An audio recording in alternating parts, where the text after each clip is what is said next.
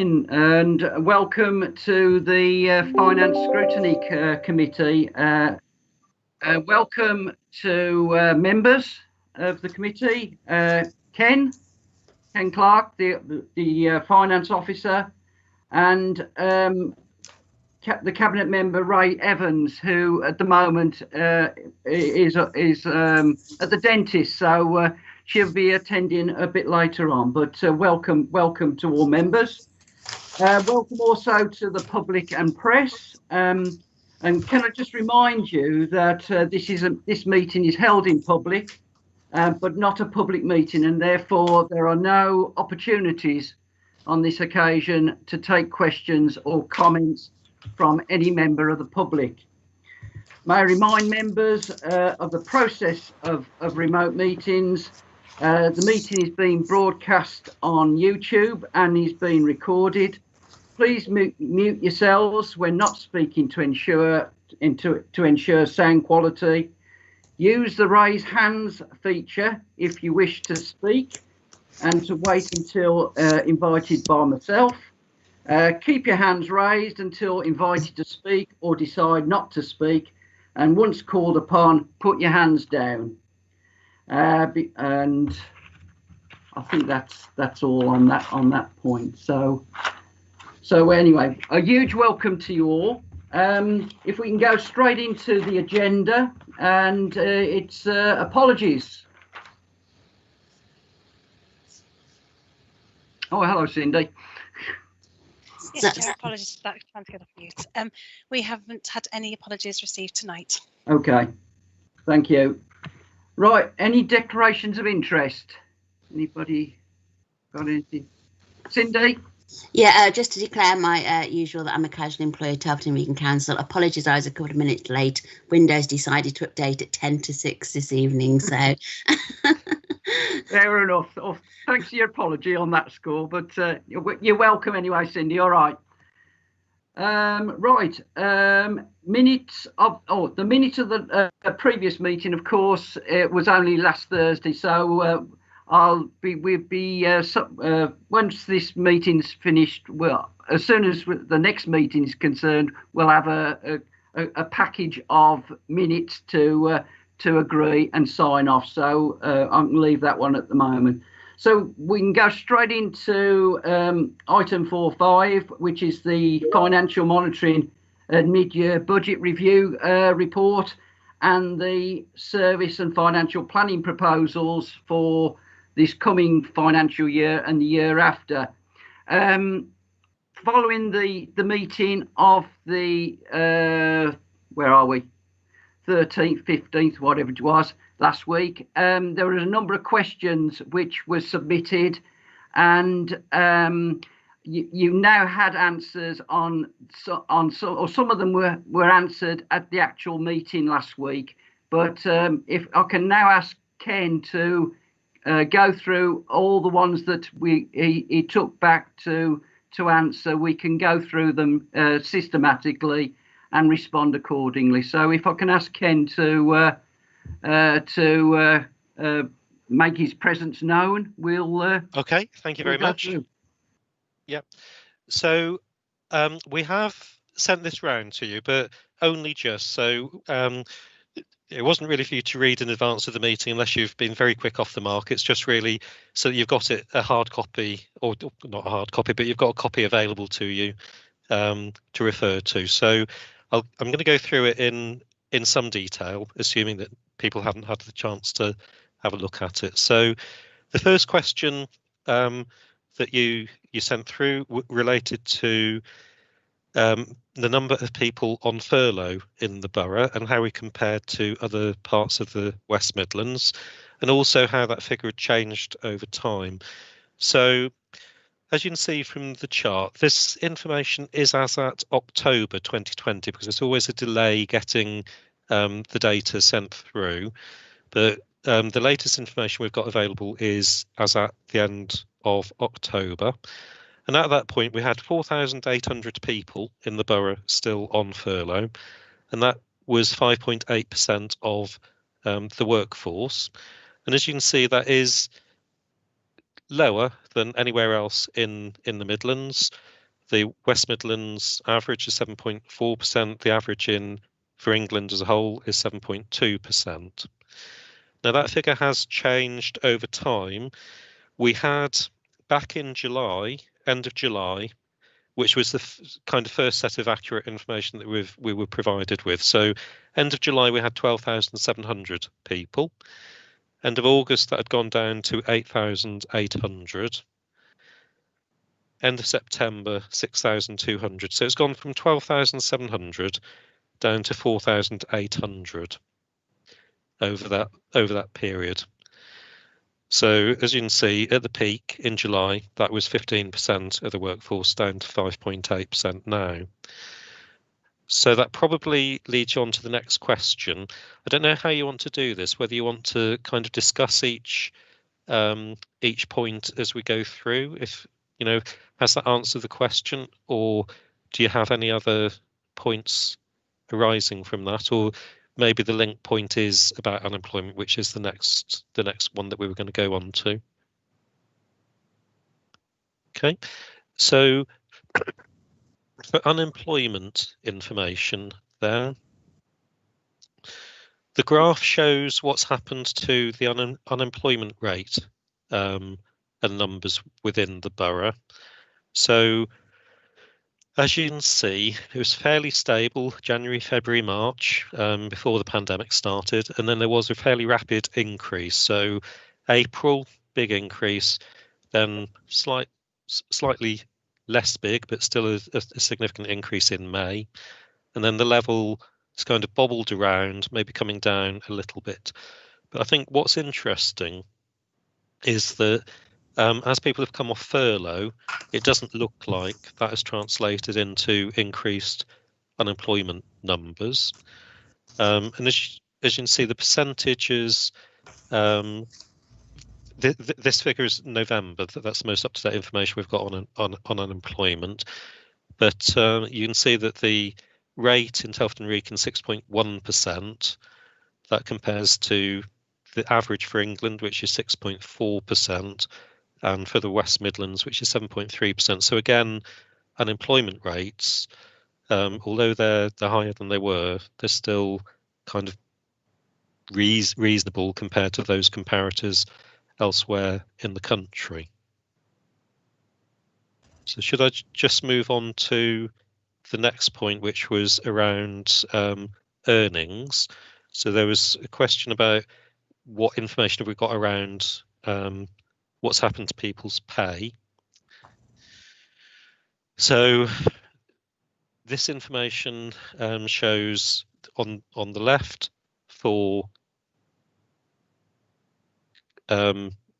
Great Britain, which shows kind of well, it's kind of bobbled around, did go down May, June, July, but it's come back up to a higher level than it was at the start of the year. And then for the other table is manufacturing sector earnings at for the country as a whole. We don't get information published for the council's area other than once a year, so we haven't got any monthly figures for the borough, unfortunately. But that's what's happened nationally. Has anybody got any questions at that point? Looks okay, Ken. Oh, tell it. Oh, Adrian.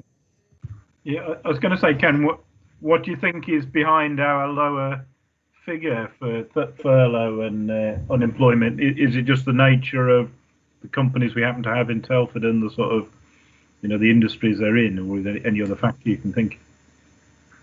I honestly don't know, Adrian. I'd be guessing if I tried to answer. Sorry, if I may, Chair, we do have a higher proportion of manufacturing base in terms of jobs within Telford and Wrekin compared to the region and also nationally. So whether there's something associated with that, as you know, that manufacturing can continue during this moment. So there might be something associated with that with Councillor Lawrence. Thank you, Chair. Thank you. Okay. So then, was that it for questions? Sorry, did anybody else have their hand up? Look, it looks like it, Ken. You can proceed. Okay. So the next question was around the level of the contingency and why do we set the contingency at the level that we set it? So the contingency is reported in two places. It's in the financial monitoring and mid-year budget report for the current year. And for the current year, we've got a contingency of £3.2 million. And then there's also references to the level of contingency in the budget report for next year. And what we've done is to increase the contingency by £750,000 for next year due to the uncertainties around the pandemic, really. So for the current year, it's 3.2 million. For next year, we're proposing a 3.95 million pound total contingency. Why is it set at that level? Well, I suppose the 3.2 million has been it's kind of been 3 million up to 3.2 million pounds for the last 4 years, I should think, something like that. And as a percentage of our gross spending, our gross revenue spending is around £400 million a year.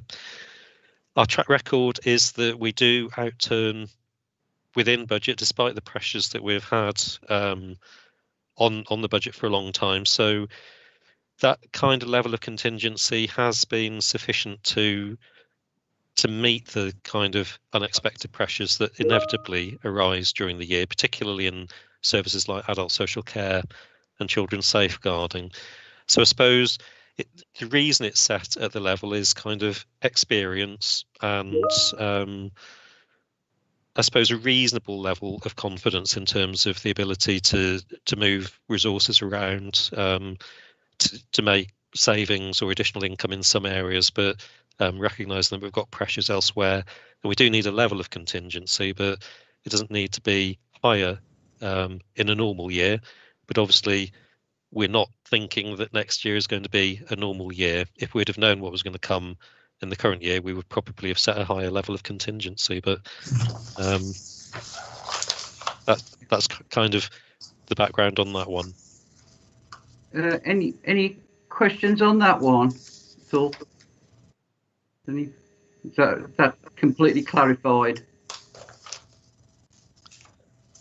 Okay, so the next question was about the hardship funding and the level that has been set at in previous years. So if I just take you back to, we used to have a council tax benefits system, which was pretty much fully funded by the government. And that system operated from the start of council tax back in, well, was it 1990, 1991, something like that, through until the end of 2012-13, when the government made quite a significant number of changes to the local government finance system. And one of them was to abolish the old benefit system, the council tax benefit system, and to ask councils to establish their own, what they called at the time, local council tax support systems or schemes. But at the same time, they took away 10% of the funding that they used to provide to the council tax benefit system. So this council set up its own local council tax support scheme. And because we recognised that that was less generous, because we had 10% less funding than with the previous benefit system, at that point we introduced a hardship fund, and that was set in for the first few years, as you can see, at £65,000 a year. We didn't know what would be required. We set it up because we thought some people would really struggle, and some people did, but probably not as many as we initially expected. So the payments against the allocation are shown obviously in the expenditure column. So we underspent for the first 3 years. Then we thought, well, we have got too much money set aside for this scheme. So we reduced the allocation down to 30,000. and that was as it was for a number of years. And you can see the spend was kind of below that, except for 1920 when it started to creep up and it hit the 30,000 or just exceeded it. Then we changed the scheme. We did a lot of consultation, as you'll remember, hopefully from, well, this time last year, about a new council tax reduction scheme, as it's called now, which is a banded scheme. So it operates slightly differently from the initial scheme. And at that point, the kind of allocation of the funding was switched slightly. So some people got slightly less and some people got more. And the reason the council made the changes was because it believed that the people in the greatest need weren't getting the kind of fairest allocation from the total pot. So the council went through a lot of consultation and there was support that the proposal was a fairer scheme, so we implemented it, but we did recognise in the first year that some people would be adversely affected by the changes, so we increased the hardship funding significantly from 30,000 up to 127,000, but we hadn't sort of taken into account that there might be a pandemic and lots of other people would find life more difficult. So there are two things that are reflected in the current year's projection. One is around the changes that were introduced, which is why we did increase the allocation. And then there is also the pandemic and the impact that has had on households. So the figure there, £83,000, that's the actual spending to the end of December. The projection until the end of the year, it's probably something like 115. It's difficult to predict, but something like 115,000-ish is our estimate at the moment by the end of the year. So the proposal is to increase the funding for the hardship scheme significantly next year, to double it for next year, because of the increase in the council tax level. But basically, I hope that gives you enough context around the call on that funding in recent years and reassurance that hopefully £250,000 or just over will be sufficient to meet the need. As I said at the last meeting, it operates in a way that if people come to us and they meet the criteria for an allocation, regardless of what the budget is, we'd allocate it. They would get their entitlement. We don't stop giving people relief from the Hardship Fund just because we've reached the level that we've notionally set aside in the budget. Thank you, Ken. Cindy, you got a question? Just a very quick question. How well is the Hardship Fund promoted, and will it be highlighted when the increases in the council tax are announced? Yes, it should be noted. In terms of the awareness of it, probably if you ask the average person in the borough, did you know the council had one of these schemes, they probably would say no. But our council tax, the people who collect the council tax, and also the people in the team that calculate the entitlement under the council tax reduction scheme, can see what's happening to people's people who are struggling. Will either be apparent through the council tax team that collects the council tax, or because people won't be paying, or the council tax reduction, the people who process the applications for council tax reduction, they would see that actually even after the award, somebody is going to struggle. So they would at that point, either of those teams would at that point make awareness, raise awareness and suggest that maybe it was something that would be appropriate for somebody to apply for. Thank you, Ken. Is that okay with you, Cindy? Okay. Yeah. Then there was another question on a different subject, so single status. yes, we have been doing single status for quite a while. And in the budget papers, there's a schedule of all of the sort of one-off pots of money that the council's got, and there's no reduction shown on that pot through to the end of the period of the Service Financial Planning papers. So obviously that's led to the question. So there is £8.9 million one-off money now. There used to be 11.9 million. It was reduced due to the exceptional circumstances that the council faced at the end of the last financial year, when obviously we were starting with the pandemic. We didn't know where we stood, so we did at that point take £3 million out of the pot. But in the budget papers, we haven't assumed any reduction. Now, in that one-off pot, and that one-off pot is available to fund things like any back pay that's agreed as part of the settlement, any legal costs, one-off costs, not the ongoing cost of implementing a new set of pay scales.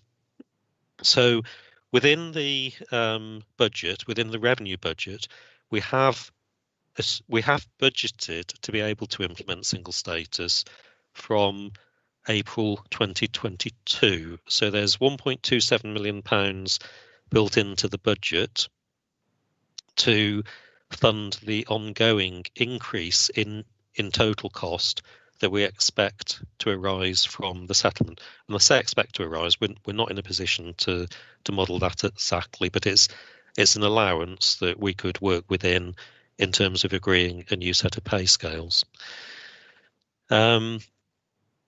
What we do know is that the people who are doing the single status work, particularly the team leader, who is absolutely integral to the exercise, has been pulled off and is working on coordinating the council's response to the pandemic, supporting the senior management team.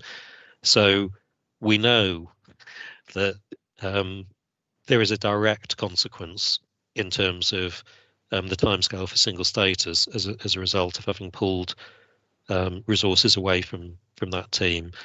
So I can't tell you exactly when it will be implemented. At the moment, there's a lot of work has been done, but there's still further work that is ongoing. But financially, we could afford to implement it from April 2022. Probably won't be then, in all honesty. And the 8.9 million that's left in the one-off pot, that is shown there through until 23-24. But if we were to implement in next year or the year after, and we use some of that pot, we'd update the projections for future years for that balance at that point. Right, thank you, Ken. Adrian. Thank you, Chair. Ken, can you remind me how the pot works in respect of people who have left the service of the council or have even sort of passed away? So, you know, if somebody's got, I mean, normally in a contractual situation, if somebody brings a case against you and they've left more than 6 years ago, they're not entitled to, you know, it's sort of statute of limitation. And how does that work with, you know, sort of our unions and everything else? And are we actually modelling the provision based on who, you know, who's actually alive now, sort of thing? Right, I'll say a little bit, but Anthea might want to come in with a legal comment. So the provision isn't worked out. The amount of money in that provision, Adrian, isn't worked out on a very accurate basis. The reason we had £11.9 million in it originally at the end of last year was simply that for the first 4 years from 2007-8 and for the years after that, or 3 years after that, we put 4% of the pay bill aside into that provision. So there's no real science behind why is that level of provision as it is. It's really, we chose 4% because that was the average cost to a council at the time of implementing a single status agreement. But as we've done a lot of restructuring since then, the average cost will be lower than us, because as we go through restructures and rewriting job descriptions, we have eliminated where we kind of think there might be any kind of issue. We've sought to make sure that there aren't issues in the new structures that we've put in place.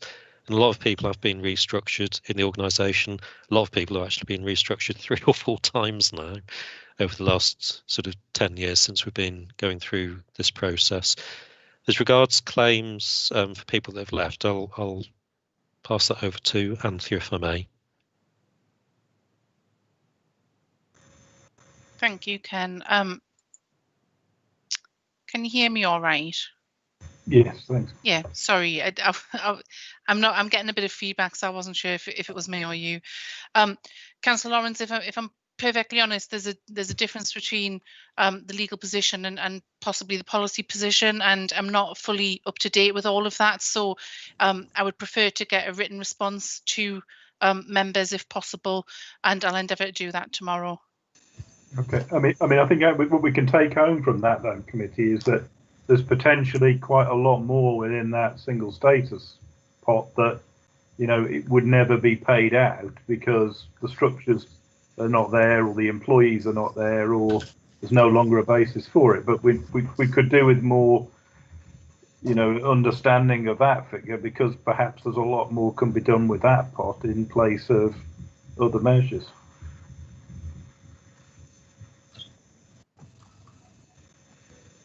Yeah, thank you, Adrian. Yeah, thank you, Anthea. Eric, or Yeah. Does Anthea want to come back there, or is she quite happy with that? Thank you, Chair. I'm not sure it's quite as straightforward as that, Chair. Clearly, where somebody has sadly passed away, then that might be the position. But in terms of the legal position, like I said, I'm not fully aware of the position in terms of what's been agreed with the unions and whether there's any ongoing requirement. So like I said, I'd prefer to get an answer in writing. But I don't think it is clear cut as if you've left the employ of the council, then there won't be any liability, because, like I say, there may be local agreements that have been reached that I'm not aware of. Okay, thank you, Anthea. Eric? Oh, sorry. Well, all I was going to add was I don't think we're in a position to say, because we haven't finished the process, and until we finish the process, we don't know what the ongoing cost will be, or what the one-off costs would be, because part of the agreement that we'll negotiate with unions would be around back pay. So do we agree you know, many years of back pay, or do we agree a very short period of back pay? And until we've done more work and actually started those negotiations with the unions, we aren't in a position to say of that 9 million, you know, there's a lot that can be freed up. It might be that we need more money. What we agreed with the unions, sorry, not the unions, with the auditors, when we took the £3 million out to support COVID pressures, was that if we did implement, or when we implement, and if we didn't have enough money, then that would become a pressure that we would have to budget for at the time. So I don't think at the moment we could make any assumptions about whether some of that money could be freed up or not. It's really the same position as we've had for a number of years, Adrian, because you've had those, you know, in previous years we've had conversations about it, but I think we are still in the same place. The only thing that's different is because the pandemic is so exceptional, such an unusual pressure, and before the government did give us the additional funding, the auditors did, as an exception, allow us to take some money out of the provision. Thank you, Ken. Eric? Yes, thank you very much. You might know, Ken, who raised this question, because I tend to raise it every year about single status, because I always think it goes underneath the surface. I raise it regularly. Do we actually know the numbers of people who are affected I take on board some of what Adrian said, which I was going to say, but he said it before me. But do we have, what I'd like to see at some point is a proper full report on actually where we are with this, because it seems to roll forward every year and we never really get to know much detail about it. I mean, I spent, as you know, 4 years on the cabinet from 2007, and it was an annual report that we used to get those days. It's 13 years ago. We're still talking about it.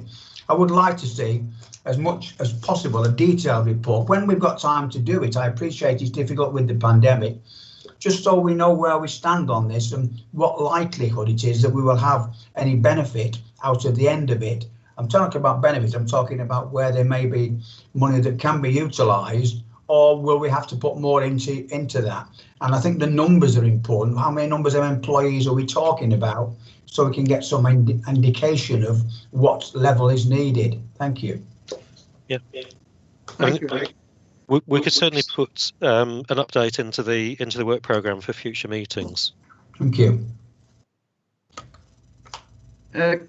Culdip?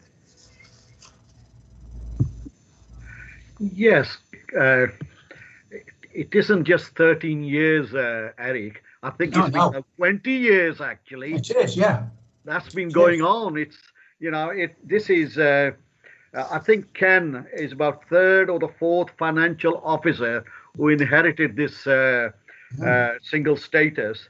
And I'm just amazed that the government or hasn't put a guillotine on it or said sort this out, or a union would take us to court for some reason to say let's sort this out. And the reason the money is there because the council acknowledges the fact that we do owe the workers the money. So I mean, I'm just as guilty as anybody else, because I was there as a leader for 5 years and I just sort of kicked the can, further down the road. So I just thought that maybe Ken and, Ray and Anthea, it's about time we put this thing to bed and then sort it out, whether we owe somebody some money or we don't, and then and move on. And I think we all agree on that, along with Eric. Thank you. Thank you, Culdip. Can't see any other. Oh.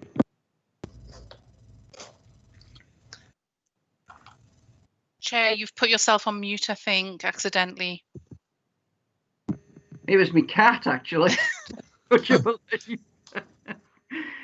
Sorry about that. Yeah, I can't see any other anybody else want to ask a question. So if we can proceed with the next question, then Ken. Okay, so the announcement that I think it was Eric referred to from JCB. So we've checked with our sort of highways team. They were aware of it, so it is something that they are having a look at with Balfour Beatty, the firm that obviously worked with us on that area. There's kind of things that we need to look at, but it is, I think what you were after was assurance that it was something that we knew about and we were going to have a look at. So that is probably Gareth Pegg will be looking at it now then. I don't know who is actually the name of the person, but I know we are. Thank you. Right. And then the last question on the list was around whether we can phase the increase in the adult social care part of the council tax increase. So the 4.99% is made up of the 1.99% for general council tax increase, and then 3% for adult social care. And the government have said that you can phase that increase in. That is a choice that the council could make. Unfortunately, the government have assumed in all of their figures that councils with responsibility for adult social services will increase by the full 4.99% for next year. That is what they've assumed in all of the information that's published about core spending power for councils. So if we didn't do that, we would have a funding shortfall, and we'd need to identify how we were going to bridge that shortfall.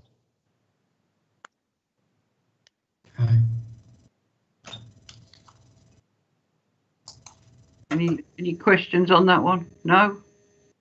No. Doesn't look like it. Right. Okay. Firstly, I'd just like to thank Ken for attending tonight and giving his answer. Oh, Adrian, you coming in there? Yeah, sorry. That's all right. Outside the committee, I did email Ken with another question about what alternatives or more detail of the alternative savings the cabinet have identified, and he kindly did email back a note to me and said that would be, or some information would be shared at the meeting. I just thought I'd chip that in, as obviously Ken haven't mentioned that. Yeah. So what is it that you're actually after, Adrian? Is it alternative savings or detail behind the list that's included in the report? In years gone by, Ken, officers, when we were in administration or when in opposition, we used to get like a more detailed list of options that the council had looked at, or officers, had come up, brainstormed and come up with a sort of list of ideas or options that the cabinet had then selected from, and some would be unpalatable and some would be, options.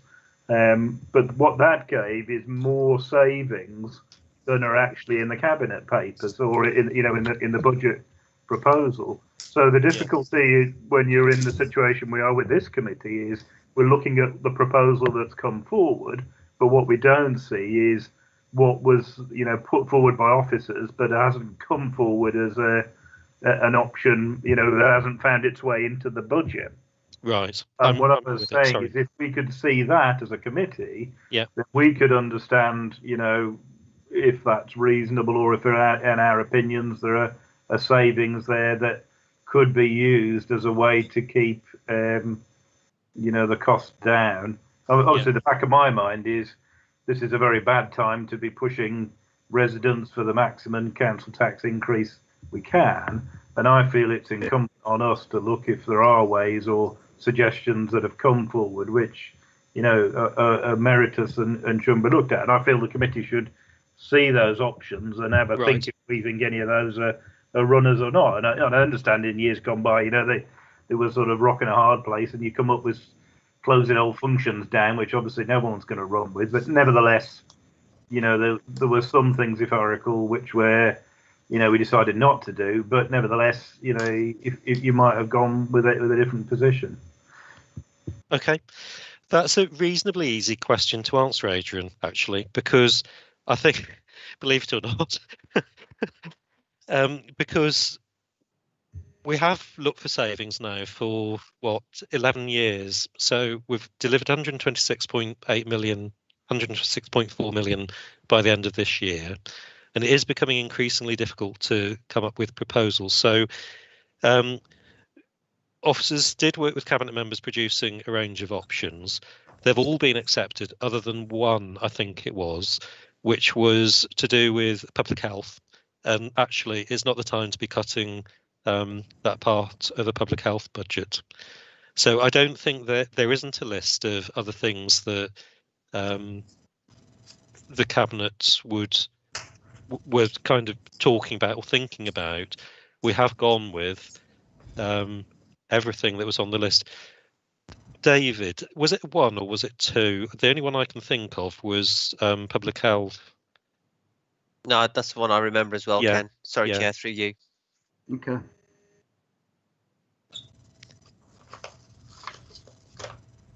Does that answer the question, Adrian?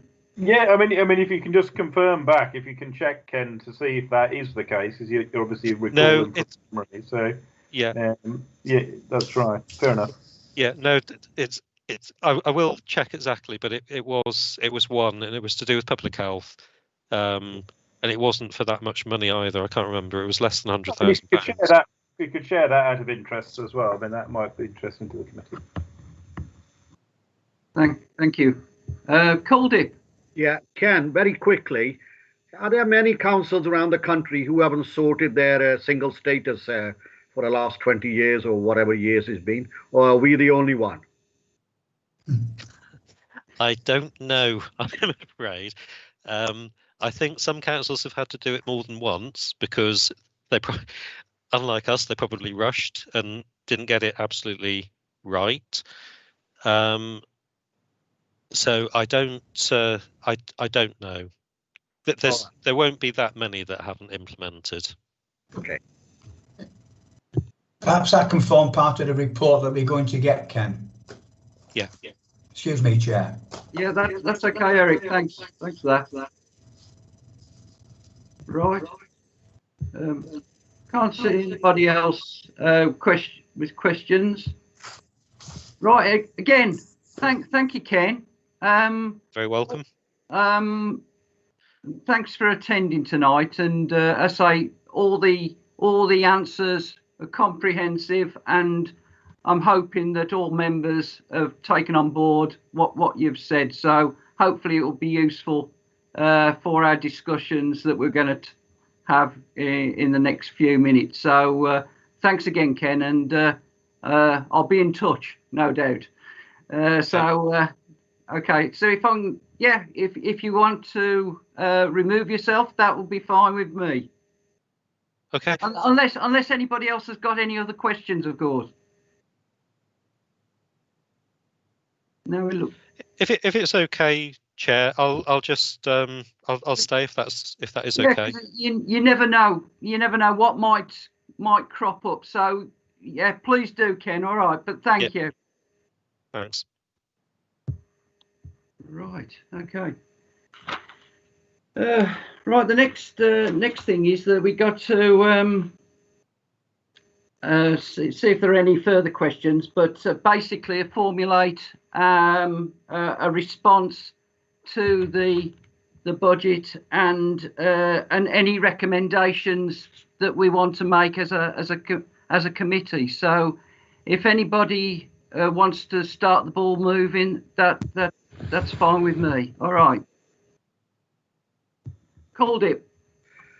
Yes, I've been going through. I attended one of the public sessions as well, and then I attended the other one, and I had all the hard copies of it, because we are in a very, how shall I put it, bit of corona and exceptional. We had so much money from the government, and our spending was more than that.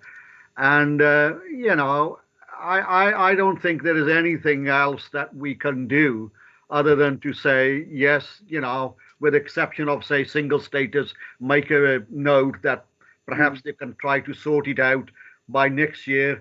But there again, we are in exceptional time. We are spending more than actually money's coming in from the government.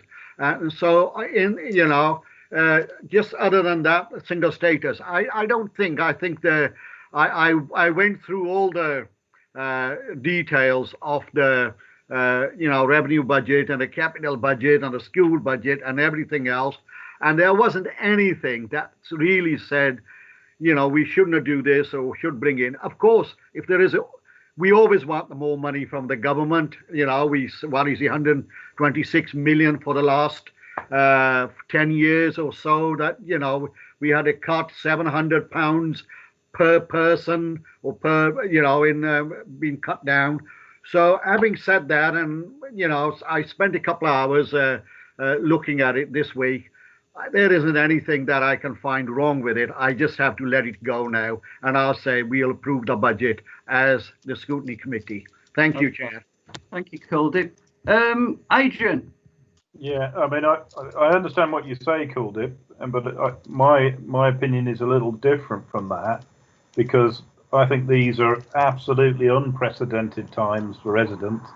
Lots of people, unfortunately less than the national or regional average, are on furlough, but there's going to be a jump in unemployment, and households are struggling as a result of those factors. So in my opinion, we should be going the extra mile to find a way to reduce the increase that's been proposed. I know we're at the 11th hour, so I mean, if it was me, I would be challenging officers, to find a way of using balances or reserves or finding other means to keep that increase down. I mean, that's my personal opinion. I understand it's difficult, and you know, as always, the officers are doing a good job to make the best of they can out of the situation. But I feel we should be doing more than just putting things up by the maximum. Can you be more specific? Yeah. Get that extra mile, Adrian. You know where we should. Well, are you suggesting more in the council tax, or are you suggesting that we use some, you know, the single status money or reserve? Yeah, I mean, I think we should keep the council tax lower. Yeah, and use reserves or balances, or find other savings, or task officers to take another look and see if they can find some other solution. That's my opinion, because it's a real crisis for residents. Well, we all know there's a crisis for the last 10 years, because since 2010, it's been cut. It's 126 million. And I agree. You know, I think that maybe the government wants to give us a bit more. So it was something I read that somewhere that we had a 10 million or 12 from the government, and we spent 2-3 million more on the corona for the last 12 months since April on it. So, you know, I think everybody's doing their best to make ends meet. But I'm not too sure where you're coming from, Adrian. You know, be more specific. Yeah. I mean, there is the balances. There are the single status, and the officers are close to their departments, so it's for them to make suggestions, you know, of what could be evaluated. So I think, you know, you're right, Kuldip, there have been cuts over many years, but I'd say, you know, we haven't been in this level of crisis nationally in living memory, and probably none of our lives have we seen anything of this severity. So that's, you know, the government's trying to do what they can, but they've got a colossal deficit to manage. Our position's difficult, but I feel there's other things we could do. So I'd like to task officers to make suggestions, and we evaluate those rather than just accepting, you know, as that's all we can do. I think we should be fighting that extra mile to see what can be done differently. And, you know, if the answer comes back no, then I feel that we've made that effort, and that's a different situation. Because I was reading it, I haven't got the whole budget in front of me now, because to be quite honest, because I left early last week and I didn't know this meeting was here. That's why I haven't got the full budget. But there is an extra for the social care and the safeguarding. As you probably say, I think it was 2.5 million or something. So, you know, the officers have done it. The social care, as you probably know, was it a 73%, the safeguarding and the social care, 74% of our revenue budget goes on it. And it's only the others that people, if you ask the people, I asked lots of people, why you think the government, the council spends their money, most of their money, and they always say, well, potholes, lights, rubbish. Well, that's only a 20% of it. The most of it is a social care, and unless it's your mother or granny or somebody who receives those cares, you know, the people just think we spend all our money on the rubbish collection or just the potholes, which is like, as you know, it's a so. And 73%. Am I right, Chair? I think there's a 73% is on social care. Social care and the safeguarding as well. No, I think the safeguarding's an additional 23% or something like that. Yeah. It's only a very small proportion on potholes and other services. So we have got that extra, Adrian, and I was surprised when I read that. We, you know, in this time of, you know, hardship, we got those extra 2.5 million or something. Ken, remind me, I haven't got the papers in front of me. What was that? You know, we're putting on extra on social care and the safeguarding. I wish I got the papers in front of me so I can, you know, answer on it. But it just from my memory for reading it last week, Ken. Yes, £2.3 million additional for adult social care. Yeah. Yeah, that 2.3 million. Yeah, that's right on it. Thanks very much for the reminding me, Ken, because I wasn't sure about the exact money. So there you go, councillors. Okay. It is some, they're the most important. The officers have done their bit. Okay. And I think we ought to congratulate them for doing well. I'll bring in Nathan. Thanks, Chair. Yeah, I think it's quite interesting. We've had the answers to the questions. All but one of the efficiency options has been taken forward. So why didn't we ask these questions last week?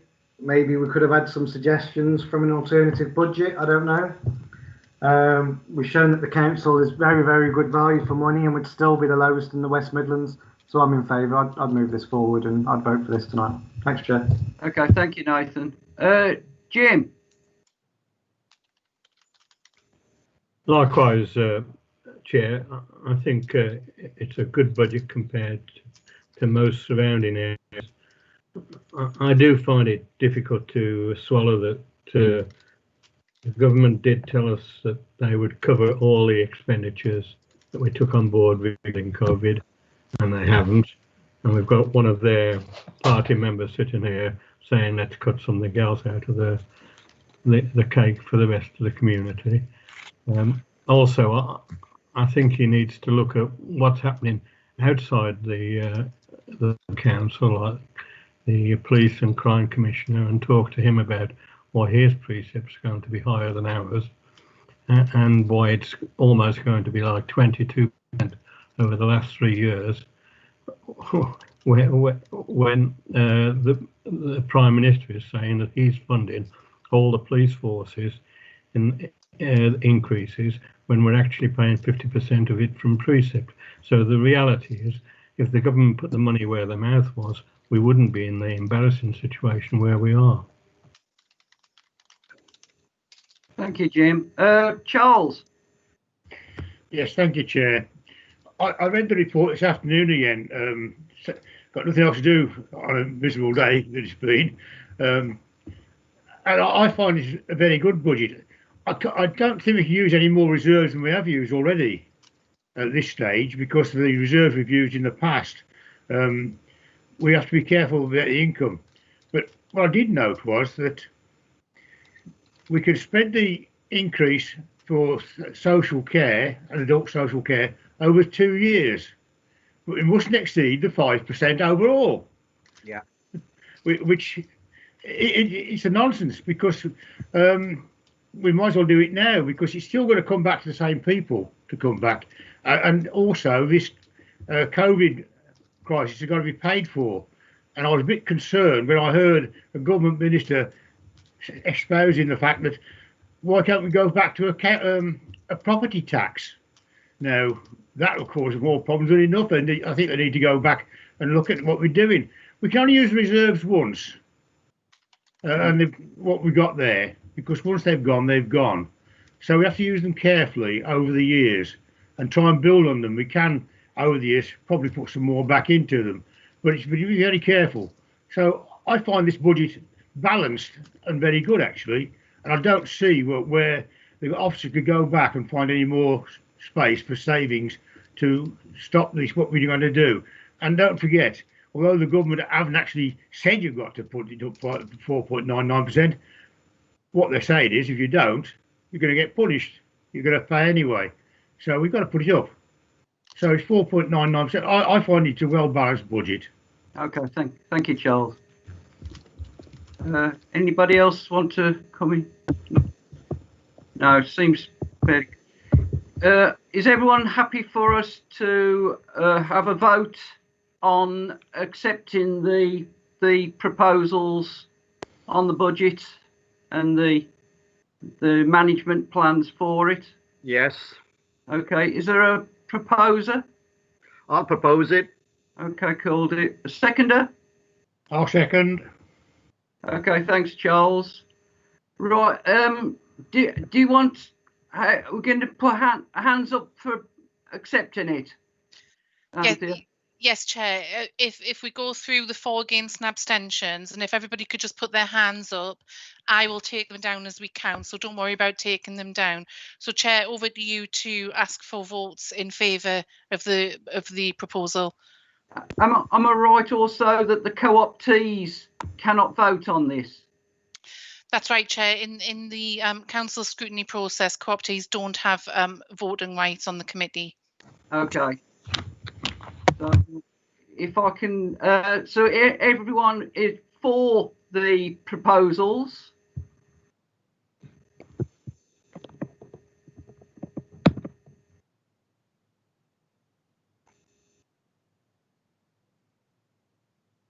Right. Thank you, Chair. Okay. Anybody against? So we'll take your hands down. Put mine down as well.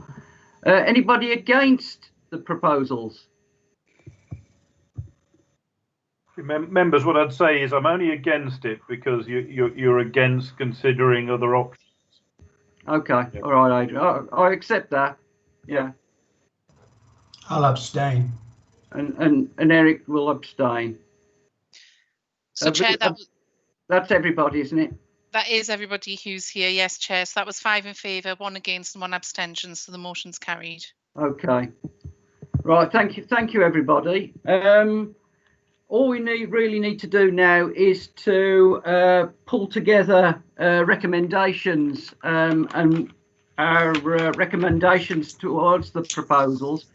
If anybody's say I can draw something up along with Anthea and the officers and relate it back to the actual proposals. Culdip? Yes, whatever you put together with Anthea, the wording and so on, we like to see it. Yes. You I know was what just I mean? going to say, well, please, yeah. It won't go forward until everything is approved by all members. And as I say, I want to just take stock of everything that's gone into the budget this year, and our acceptance that the consensus of the committee is that it was supported by the scrutiny committee, and that in light of what the officers have done this year, it's a balanced budget. And as I say, what will happen next year will be probably affected by, but it's an unknown number at the moment, so it's very difficult. But as long as it's a balanced budget and it's reasonable, we'll go for it. But I'll pull something together. I'll liaise with Anthea and we'll submit it, send it round and ask for any comments or any alterations accordingly. Chair, do you mind if I just come in? Is that all right? Yes. Yeah. Just in terms of the approval process for that, we will absolutely circulate it. The only thing I just wanted to touch on, Chair, is if we get to a point where agreement of this committee on the wording can't be agreed, then, Chair, I would just ask members to indicate that they're happy for the majority comment to go forward. But I don't think that would be unexpected in any event. Okay. So everyone. Yes. I can see nods all around, Chair. Okay, that's good. Right. Okay. The other thing is that there was a planned meeting tomorrow night. I don't think we need it now, so I can arrange with Kieran to cancel that event. What we can do is if there is a need, I'll arrange for a meeting maybe later this month or after the actual consultation the consultation on this proposal ends on February the 7th. So it may be that there might be some questions that might arise from that, but I would imagine they'll be very similar to what has already been discussed at the scrutiny. But I will liaise with Kieran, cancel tomorrow night's meeting, and we'll see how the future goes. Culdip. Yeah, very quickly. Like I said before, when the budget consultation takes place in the public, there was one last week, and I was just there listening to the public. And they made some very good points and comments. And also there's one consultation budget on Wednesday, the 20th at 5:30 to 7:30. I will still be on it. It's just to see what the public thinks of the budget. This is why I just like to sit there and sort of like listen to how the people react to the budget. I don't make a comment, but I just like to know it. So I will be there as well, Mr. Chair. Yeah, I must admit I was on last week's, listening in to see what the public were commenting on. So no, I agree with you, Caldy. Yeah. So if everyone's in agreement, I'll cancel tomorrow night's meeting, and as soon as I've drawn something up with Anthea, we'll send it round and go from there. All right. Okay. But, can I thank everybody for their attendance? Sorry. Right. Yeah. Okay. So thank you, everybody, and I'll be in touch with Anthea over the next day or two. All right. Thank you for everybody for attending. Thank you, Chair. Okay. Thank you. Thank you. Thanks, everyone.